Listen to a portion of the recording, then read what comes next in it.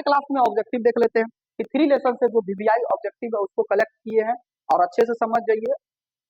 चलिए देख लेते हैं। पहला ऑब्जेक्टिव है बाबू, निम्नलिखित में से कौन जनसंख्या संगठन का अंग नहीं, यानी जनसंख्या संगठन को प्रभावित नहीं करेगा। तो बाबू एक बात बताइए, आप ही सब बताइए, जनसंख्या का घनत्व, जनसंख्या का घनत्व का मतलब होता है कोई एक स्थान पर ढेर सारा जनसंख्या है ऑलरेडी, ठीक है। फिर कहता है आयु संरचना, आयु संरचना का, आयु संरचना का मतलब तो 0 से 56 वर्ष, कितना स्त्री पुरुष दिख रहा है, यानी कितना जनसंख्या, ये हद तक सही है।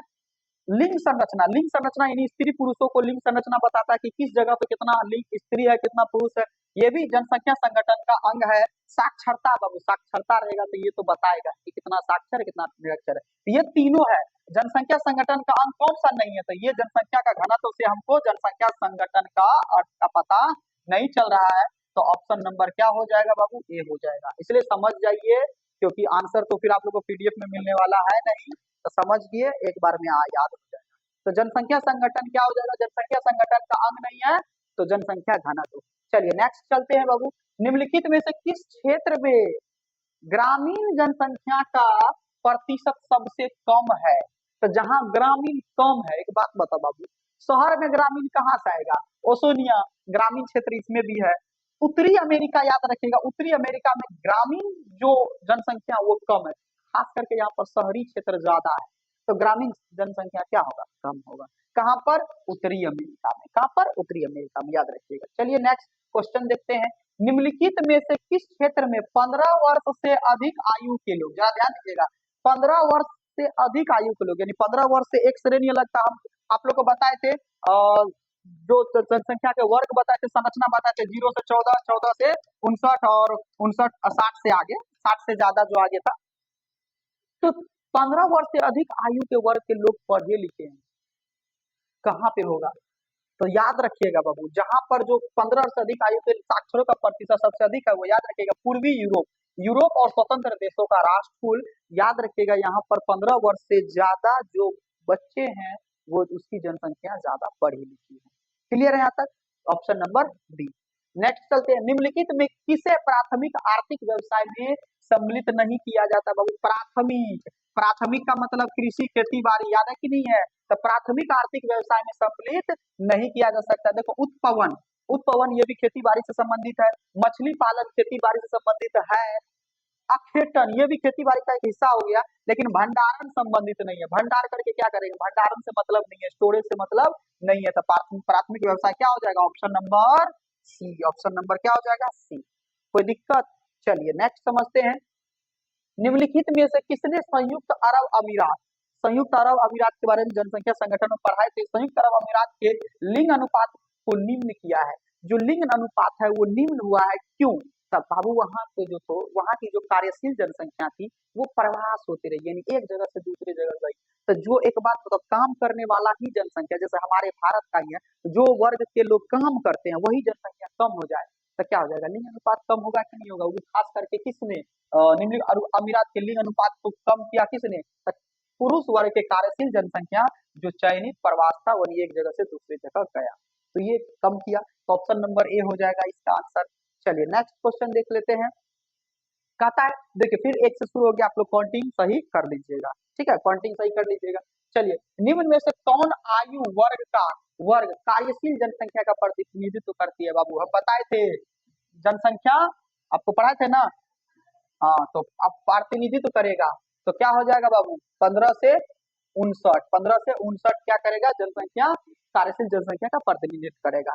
तो जनसंख्या आप लोग को सब पढ़ाए थे कि जनसंख्या वर्ग जो था उसमें 0 से 14, 14 15 से 59 कार्यशील जनसंख्या पे किसी न किसी कार्य में संलग्न रहते हैं। निम्नलिखित में से किसने संयुक्त अरब अमीरात के लिंग अनुपात को निम्न किया, वो देखो सेम क्वेश्चन आ गया, ये अभी तुरंत बताए हैं। चलिए नेक्स्ट क्वेश्चन की तरफ चलते हैं, कहता है कि 100% शहरी जनसंख्या वाला देश, यानी ग्रामीण एक भी नहीं है, गांव एक भी नहीं है, खाली शहरी है, तो याद रखिएगा सिंगापुर, सिंगापुर में एक भी गांव नहीं है, ना वहाँ खेती होता है, खाली शहर है, खाली बड़का बड़का बिल्डिंग दिखेगा, है सिंगापुर जी, जी हाँ, ऑप्शन नंबर एक क्या हो जाएगा, सिंगापुर। किसी को कोई दिक्कत, चलिए नेक्स्ट क्वेश्चन, कहता है कि विश्व जनसंख्या दिवस कब मनाया जाता है, यानी जहां जनसंख्या दिवस कब मनाया जाता है, तो याद रखिए, सब तो याद रखने का टॉपिक है, 11 जुलाई। कब? 11 जुलाई। याद रखिएगा विश्व जनसंख्या दिवस कब मनाया जाता है? 11 जुलाई। किसी को कोई दिक्कत? चलिए नेक्स्ट क्वेश्चन है आयु पिरामिड। देखिए आयु पिरामिड के बारे में बताया गया। आयु पिरामिड आप लोग को पढ़ा चुके हैं। आयु पिरामिड के लिए सामान्यतः प्रयोग किया जाता था। क्या किया जाता है? तो आयु पिरामिड जो बनाया जाता था, आपको हम आयु पिरामिड भी इस तरह से बनाए थे, एक तरफ पुरुष का एक तरफ स्त्री का, तो उसमें 5 का अंतराल रहता था। कितना का अंतराल रहता था? 5 से 10 वर्ष वाला आयु वर्ग था। 10 से 20 नहीं, 0 से 5 नहीं, 20 से 25 नहीं, 5 से 10 वर्ष वाला आयु वर्ग पिरामिड को बनाया गया था। Option number A is correct. किसी को कोई दिक्कत? तो 5 से 10 वाला वर्ष वाला आयु वर्ग को आयु पिरामिड में दर्शाया गया। चलिए आगे देख लेते हैं। निम्नलिखित में यूरोपीय देशों में किसमें नागरीकरण सार्वभौमिक पाया जाता है? देखिए नागरीकरण, नागरीकरण का मतलब होता है नगर ज्यादा है। तो निम्नलिखित में यूरोपीय देशों में बेल्जियम नहीं होगा, फ्रांस नहीं होगा, फ्रांस जर्मनी ये सब भी नहीं होगा, इसमें भी ग्रामीण है। माल्टा हो जाएगा। कौन सा हो जाएगा? माल्टा हो जाएगा, जिसमें आपको सबसे ज्यादा नगरीकरण देखने को मिला है। नगरीकरण देखने को मिला किसमें? माल्टा में। याद रखिएगा। चलिए नेक्स्ट क्वेश्चन देख लेते हैं। अगला कहता है प्रौढ़ आयु वर्ग से तात्पर्य। प्रौढ़, तो प्रौढ़ आयु वर्ग किसको कहते हैं? तो याद रखिएगा बच्चा लोग, तो 15 से 59 को क्रियाशील या प्रौढ़ आयु वर्ग कहते हैं। ये पढ़ा चुके हैं। अगला क्वेश्चन, लिंग अनुपात का संबंध किससे है? तो लिंग अनुपात, तो लिंग एक स्त्री एक पुरुष है ना, तो लिंग अनुपात का संबंध किससे होगा? तो बच्चे और प्रौढ़ों के बीच नहीं होगा, पुरुष तथा स्त्रियों के बीच होगा। Option number A. कोई दिक्कत? चलिए नेक्स्ट क्वेश्चन पे चलते हैं। कहता है अगला क्वेश्चन कि अधिकांश देशों में ग्रामीण नगरीय विभाजन किस आधार पर किया गया? यानी कुछ कुछ ऐसे देश है जिसपे ग्रामीण को अलग बांट दिया गया, नगर अलग बांट दिया गया। तो कौन से आधार पर? उसके संरचने के आधार पर जी। कहाँ का संरचना कैसा है, नगर में कौन सा फैसिलिटी है, क्या क्या सुविधाएं हैं, तो संरचना के आधार पर बांटेंगे। पिरामिड के आधार पर थोड़ी ना बांटेंगे। आकार बिंदु वही संरचना हो गया, इसी को कहते हैं संरचना।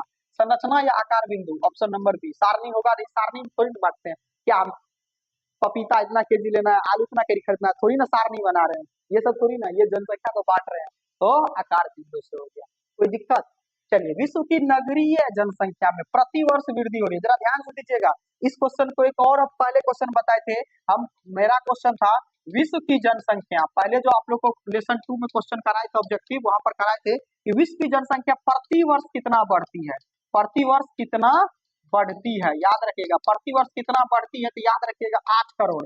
प्रति वर्ष कितना बढ़ती है जनसंख्या? 8 करोड़। इसमें सिर्फ ये कहा गया है जनसंख्या नॉट नगरी एंड नॉट ग्रामीण, पूरा मिलकर 8 करोड़ बढ़ता है। लेकिन हमने इसमें कहा कि विश्व की नगरीय जनसंख्या कितनी प्रति वर्ष बढ़ती है, तो 2 घटा दीजिएगा, क्या हो जाएगा?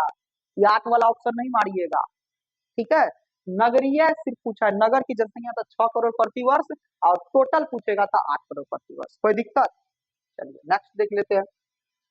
पूर्वी एशिया में प्रौढ़ शिक्षा दर, तो याद रखिएगा 83.4%। पूर्वी एशिया में प्रौढ़ शिक्षा जो दर है वो 83.4% है। ये सब तो याद रखने का टॉपिक है बाबू। चलिए आगे देख लेते हैं। निम्नलिखित में से किस भाषा परिवार की जनसंख्या सबसे कम है? कौन सी भाषा बोलने वालों की जनसंख्या कम है? ऑस्ट्रिक, द्रविड़, चीनी, तिब्बती, भारतीय, यूरोपीय, इस सब का तो ठीक ठाक ही है। देख लो जनसंख्या टूटल है। द्रविड़ का भी ठीक ठाक है, सिर्फ ऑस्ट्रिक का क्या हो जाएगा? ये कम है। तो याद रखिएगा ऑस्ट्रिक भाषा बोलने वालों की जनसंख्या कम है। चलिए नेक्स्ट देख लेते हैं। निम्नलिखित में से किस देश में न्यूनतम जन्म दर पाई जाती है? सबसे कम जन्म दर है तो ये जर्मनी। याद रखिएगा जर्मनी में कम जन्म है, जन्म बहुत कम लेते हैं वहां पर, जन्म दर कम है। कहां पर? तो जर्मनी। क्लियर है? जर्मनी में जन्म दर सबसे कम है। तो जो से जर्मनी, जो से जन्म दर, याद रखिएगा। विश्व में सबसे अधिक प्रजनन दर वाला देश। अब लोग यहाँ पर कब से कम जन्म दर है, कहता है कि विश्व में कौन सा देश में सबसे ज्यादा जन्म होता है, प्रजनन दर वाला क्या है? तो यह क्या हो जाएगा बाबू? सोमालिया, माली, युगांडा नहीं होगा, नाइजर हो जाएगा, नाइजीरिया। ठीक है, नाइजीरिया में सबसे ज्यादा प्रजनन करते हैं, वहाँ बच्चे सब ज्यादा होते हैं, ज्यादा प्रजनन करने वाले देश है नाइजीरिया। क्लियर यहाँ तक? चलिए नेक्स्ट हम लोग देख लेते हैं आज का लास्ट। ठीक है, निम्नलिखित में से कौन सा आयु वर्ग नहीं है? तो बाबू आपको हम 0 से 14 वर्ष बताए थे, ये होगा। 15 से 59 भी होगा।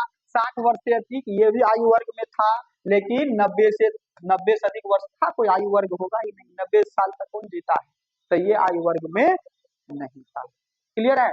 चलिए अगला लास्ट क्वेश्चन देख लेते हैं हम लोग इस चैप्टर का। लास्ट ऑब्जेक्टिव, विश्व में सबसे अधिक नगरीकृत वाला देश है, सबसे ज्यादा नगर है, तो ब्रिटेन में होगा। कहाँ होगा? Great Britain. ब्रिटेन वाला ऑप्शन है जी, ब्रिटेन में होगा। तो सबसे ज्यादा नगर जो है कहाँ पर है? तो ब्रिटेन। क्लियर है? तो इसी के साथ आपका लेसन 3 का ऑब्जेक्टिव पूरा क्लियर होता है।